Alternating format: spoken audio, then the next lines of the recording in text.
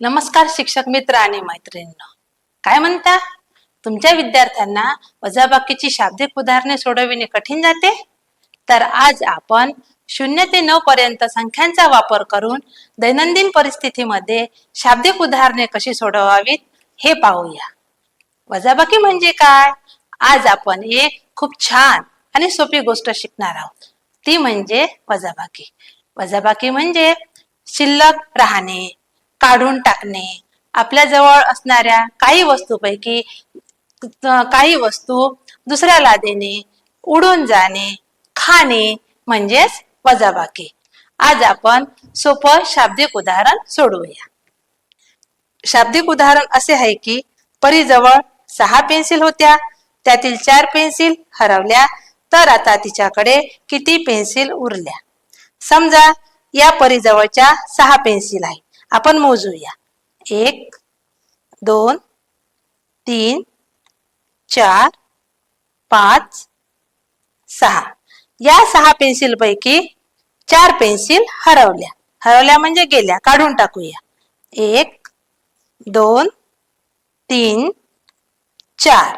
तर परीजवळ आता किती पेन्सिल शिल्लक राहिल्या? 2. गणितीय भाषेत हेच उदाहरण कसे लिहिता येईल? 6 वजा 4 बरोबर 2. तर आता परीजवळ 2 पेन्सिल उरल्या. आपण आणखी एक उदाहरण पाहूया. टोपलीत 7 गोट्या होत्या, त्यातील 2 गोट्या पायलने खेळायला घेतल्या, तर टोपलीत किती गोट्या शिल्लक राहिल्या? समजा या टोपलीतील 7 गोट्या आहेत. आपण मोजूया. 1 2 3 4 5 6 7.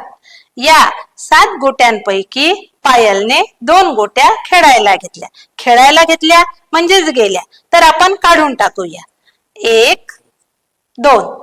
तर किती गोट्या शिल्लक राहिल्या? मोजूया. 1 2 3 4 5. तर टोपलीत 5 गोट्या शिल्लक राहिल्या. तर टोपलीत 5 गोट्या शिल्लक राहिल्या. आपण आणखी एका शाब्दिक उदाहरणाचा सराव करूया.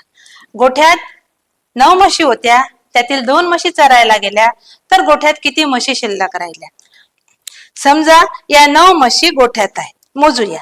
1 2 3 4 5 6 7 8 9. त्यातील 2 म्हशी चरायला गेल्या. चरायला गेल्या म्हणजे काढून टाकूया. 1 2. आता गोठ्यात किती म्हशी शिल्लक राहिल्या?